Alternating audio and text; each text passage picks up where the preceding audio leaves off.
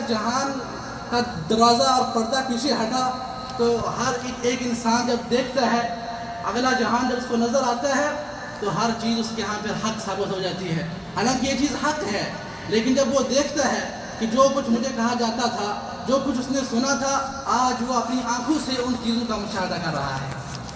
وجاءت سکرۃ الموت بالحق. اللہ تعالیٰ فرماتے ہیں ذَلِكَ مَا كُنْتَ مِنْهُ تَحِيدُ. یہی وہ حقیقت تھی جس سے تم پہلے بھاگ رہے تھے. جیسا کہ اللہ تعالیٰ نے سورۃ الجمعہ میں فرمایا قُلْ إِنَّ الْمَوْتَ الَّذِي تَفِرُّونَ مِنْهُ فَإِنَّهُ مُلَاقِيكُمْ. اے نبی اکرم صلی اللہ علیہ وسلم لوگوں کو کہیں کہ جس موت سے تم بھاگ رہے ہو وہ تم کو ضرور آ ملے گی. یعنی کیا میں نے موت سے بھاگنے کا، یعنی کوئی بھی انسان یہ نہیں کہہ سکتا کہ موت مجھ پر آئے گی تو میں موت کو دفع کر لوں گا، اس سے بھاگ جاؤں گا. بھاگنے کے معنی میں یہ بھی ایک معنی ہے کہ ایک انسان موت کے تذکرے سے بھاگے. اور اس طرح کے بہت سے لوگ ہیں. آج آپ جب بیٹھتے ہیں مجلس میں تو دنیا کی کوئی بھی ایک بات ہوتی ہے تو ہر کوئی انسان جو کچھ اس کے پاس ہے بات کرنے کا، یعنی اس کو شوق ہوتا ہے اس مضمون کے اندر، اس موضوع کے اندر بات کرنا اس کو دلچسپی ہوتی ہے. لیکن جب موت کا تذکرہ آتا ہے تو بعض لوگوں کے دل جو ہے وہ تنگ ہونے لگتے ہیں. یہاں تک کہ یہ بھی سننے میں آیا ہے کہ بعض لوگ کہتے ہیں یار اس بات کو چھوڑو، یہ بات نہ کرو. یہ موت کا تذکرہ اور قبر کا تذکرہ یہ دل کو تنگ کرتا ہے. یہ زندگی کی جو زندگی سے ہم رہ رہے ہیں اس کو تنگ کرنے کے مرادف ہے. جو انسان یہ بات کہتا ہے اس کا دل مردہ ہو چکا ہے. نبی اکرم صلی اللہ علیہ وسلم نے صحابہ کرام کو صرف موت کے تذکرے کا ہی نہیں کہا. نبی اکرم صلی اللہ علیہ وسلم نے یہ نہیں کہا کہ موت کو یاد کرو، بلکہ نبی اکرم صلی اللہ علیہ وسلم نے فرمایا اکثروا من ذکر ہادم اللذات. لذتوں کو مٹانے والے کا کثرت سے ذکر کیا کرو. صرف یہ نہیں کہا کہ یاد کرو، بلکہ کہا کثرت سے اس کا ذکر کیا کرو. اور یہ حقیقت ہے کہ جو انسان اس منظر کو ذہن میں رکھتا ہے یہ منظر بہت خطرناک منظر ہے. یعنی ایک انسان جب وہ دنیا میں آیا اس کو کوئی شعور نہیں تھا. کیسے آیا اس کو پتہ ہے کہ میں ایسے آیا، لیکن جب اس دنیا میں آیا تھا اس کو کوئی احساس اور شعور نہیں تھا. پھر یہ جو جسم ہے یہ انسان کی اصل نہیں ہے، اس کے اندر ایک روح ہے. روح جو ہے وہ انسان کی حقیقت ہے اور ایک انسان کا اصل مادہ ہے روح جو انسان کی ہے. یہ جو روح ہے ایک اس جسم کے اندر 30 سال 40 سال 20 سال 50 سال 60 سال اس جسم کے اندر رہی ہے. گویا یہ جسم اور روح گویا ایک چیز بن گئے ہیں، آپس میں ان کا تعلق بہت گہرا ہے. تو وہ جو وقت ہوگا کہ جب یہ روح اس جسم سے نکالی جائے گی، جب یہ روح اس جسم سے نکلے گی تو انسان خود سوچے کہ وہ وقت کتنا شدید ہوگا. یعنی عام طور پر اگر دو دوست آپس میں ہمیشہ رہتے ہیں، آپس میں جاتے ہیں، اکٹھے رہتے ہیں، اکٹھے جاتے ہیں، تو جب ان کے آپس میں فراق ہوتا ہے تو کس طرح ایک دوسرے کو تکلیف ہوتی ہے، تنگی محسوس ہوتی ہے، کس قدر اس کو پھر یہ اس تکلیف کا احساس ہوتا ہے کہ وہ دوست جو اس کے ساتھ ہمیشہ رہتا تھا آج وہ نہیں ہے. تو کس طرح یہ روح اور جسم کا اس مضبوط تعلق جو ہے اب اس نے روح اور جسم نے آپس سے جدا ہونا ہے. تو یہ وقت بہت ہی خطرناک اور شدید ہے. اسی لیے اللہ تعالیٰ اس وقت کو سامنے رکھ کر ان مشرکین ان کفار کو ایک شاندار سبق دیا کہ اگر تم کہتے ہو کہ مرنے کے بعد نئی زندگی نہیں ہے، اگر تم کہتے ہو کہ مرنے کے بعد یعنی حساب کتاب جنت جہنم نہیں ہے، تو یہ تو بتلاؤ فلولا اذا بلغت الحلقوم وانتم حينئذ تنظرون. بہت تفصیل سے اللہ تعالیٰ نے اس میت کا ذکر کیا جب اس کی روح نکل رہی ہوتی ہے اور اس کے ارد گرد اس کے رشتہ دار، اس کے بال بچے، اس کی بیوی، اس کے رشتہ دار سب دیکھ رہے ہیں، لیکن کسی کا بھی چارہ یہاں نہیں چل رہا.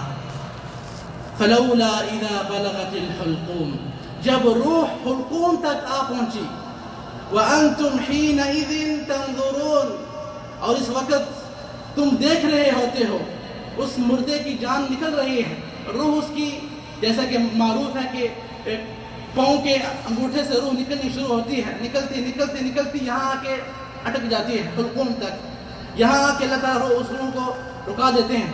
تو اللہ کہتے ہیں فلولا اذا بلغت الحلقوم، جب روح حلقوم تک پہنچ گئی اور تم سب دیکھ رہے ہو، وہ مردہ جو ہے بہت عزیز ہے، کسی کا وہ یعنی کسی کا وہ بھائی ہے، کسی کا رشتہ دار ہے، اور تم دیکھ رہے ہو وَنَحْنُ أَقْرَبُ إِلَيْهِ مِنْكُمْ وَلَكِنْ لَا تُبْصِرُونَ، اور ہم تم سے بھی زیادہ نزدیک ہیں، ہم تم سے بھی زیادہ اس مردے سے نزدیک ہیں، وَلَكِنْ لَا تُبْصِرُونَ، لیکن تم نہیں دیکھ رہے ہوتے۔ فرشتے اللہ تعالیٰ کے اس مردے کے یعنی جیسے کہ بعض حدیث میں آتا ہے کہ جب ایک انسان کی روح نکلنے لگتی ہے تو جس طرح وہ انسان ہوتا ہے، اگر نیک ہے تو اچھے فرشتے آتے ہیں، اچھی شکلوں میں آتے ہیں، تو جہاں تک اس کی نظر جاتی ہے وہاں تک فرشتے اس کا گھیرا کر لیتے ہیں۔ تو جس قدر اس کے اعمال ہیں، اگر برا ہے تو اسی طرح برے فرشتے آتے ہیں۔ پھر اس کے بعد ملک الموت آتا ہے جو اس کی روح قبض کرتا ہے۔ اللہ تعالیٰ فرماتے ہیں اس کے بعد فَلَوْلَا إِن كُنْتُمْ غَيْرَ مَدِينِينَ، اگر تمہارا حساب کتاب نہیں ہوگا، تم کو اپنے اعمال کا بدلہ نہیں ملے گا، تم نے مرنے کے بعد دوبارہ زندہ نہیں ہونا، تَرْجِعُونَهَا إِن كُنْتُمْ صَادِقِينَ، اس روح کو آپ واپس لے آؤ، اس کو واپس لٹا دو اگر تم اپنے دعوے میں سچے ہو۔ دنیا کی طاقت اکٹھی ہو سکتی ہے، لیکن جب روح حلقوم تک پہنچے اس کو دوبارہ واپس لانے پر کوئی بھی کسی کی بھی قدرت اور کسی کی بھی طاقت نہیں ہے۔ اس لیے یہ جو وقت ہے اس کے بارے میں جب ہم سلف صالحین رضوان اللہ تعالی علیہم کی باتیں پڑھتے ہیں تو معلوم ہوتا ہے کہ کس قدر یہ وقت شدید ہے۔ اس روح کا اس جسم سے نکلنا بہت عظیم وقت ہے، یہاں تک کہ اللہ تعالیٰ نے ان فرشتوں کی قسم اٹھائی کہ جو فرشتے مومنین اور کافرین کی روح نکالیں گے۔ وَالنَّازِعَاتِ غَرْقًا وَالنَّاشِطَاتِ نَشْطًا، اللہ تعالیٰ نے قسم اٹھائی ان فرشتوں کی جو کفار اور مجرمین کے جسم میں غرق ہو کر روح نکالتے ہیں۔ نزع والنازعات، ان فرشتوں کی قسم جو کفار اور مشرکین اور اہل فسق اور فجور کی روحیں ہیں ان کے جسم میں یعنی ڈبکی لگا کر اور نزع کے ساتھ شدت کے ساتھ نکالتے ہیں۔ غرق دیکھیں والنازعات، نزع بھی عربی میں لفظ جو ہے یعنی استعمال ہوتا ہے کسی چیز کو قوت سے نکالنے کا، اور غرق ڈوب کر، جیسا کہ بعض حدیث میں آتا ہے کہ اگر نیک انسان ہے تو ملک الموت اس کے کان میں آ کے کہتا ہے یا اے پاک روح، اے پاک جسم میں اللہ تعالیٰ تجھ پر راضی ہے، نکل اس اللہ تعالیٰ کی طرف جو تجھ پر راضی ہے۔ تو وہ جو روح ہے ایسے نکلتی ہے جیسے اللہ تعالیٰ نے فرمایا وَالنَّاشِطَاتِ نَشْطًا، ان فرشتوں کی قسم یعنی جو بند کھولتے ہیں، گویا یعنی مومن کی روح اس طرح یعنی جسم سے نکلتی ہے جیسا کہ ایک پانی ہے اس پہ بند ہے، جو اس کے پیچھے کرو پانی ایسے نکلتا ہے کہ بغیر توقف کے بغیر رکے، تو مومن کی روح اس طرح آسانی سے نکلتی ہے۔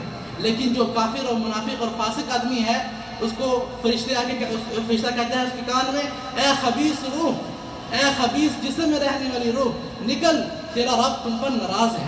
تو وہ روح جو ہے وہ جسم میں بھاگتی ہے، نہیں نکلتی۔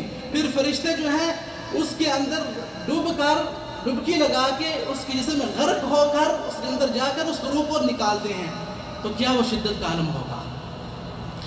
تو یہ جو وقت ہے جیسا کہ بعض سلف صالحین اور بعض صحابہ نے یعنی اس کا تذکرہ کرتے ہوئے فرمایا کہ یہ وقت اس قدر شدید ہے، جیسا کہ بعض نے فرمایا کہ اگر قبر اور اس کے بعد جتنے بھی احوال ہیں جو کچھ بھی یعنی مختلف حشر اور قیامت کے دن جو کچھ ہونا ہے، جنت اور جہنم ہے، اگر یہ ساری چیزیں نہ ہوتی، صرف موت کی تلخیاں ہوتی تو کافی تھا ایک انسان کو استقامت کی زندگی اختیار کرنے کے لیے۔ اس لیے بعض علماء نے فرمایا کہ موت کا وقت اتنا شدید اور سخت ہے کہ گویا ایسے ہے کہ جس طرح کے یعنی ایک کانٹے دار درخت ہو ایک انسان کے جسم میں، تو ایک مضبوط اور طاقتور انسان اس کو درخت کو کھینچے تو کیا علم اور کیا وہ شدت ہوگی۔ اسی طرح کہتے ہیں کہ موت یعنی ایسے سمجھ لیں کہ گویا ایک روح ہے، روح کا کپڑا ہے، اس کو آپ کانٹے دار درخت پر پھینکتے ہیں، رکھتے ہیں، اب اس کو کھینچتے ہیں تو کس طرح وہ کپڑا جو ہے وہ نکلتا ہے کہ اس کا زیرہ زیرہ ہو جاتا ہے۔ تو جب یہ روح ایک انسان سے نکلنی ہے تو وہ شدت اور وہ علم ہم اس سے اندازہ لگا سکتے ہیں کہ سب سے افضل آدمی اور سب سے افضل ترین اللہ تعالیٰ کے ہاں شخصیت نبی اکرم صلی اللہ علیہ وسلم کی ہے۔ ان کی حالت دیکھتے ہیں کہ جب وہ روح نکلتی ہے نبی اکرم صلی اللہ علیہ وسلم کے جسم سے تو آپ صلی اللہ علیہ وسلم کے پاس ایک پانی کا برتن ہے۔ عائشہ فرماتی ہیں کہ جب یہ تلخیاں میں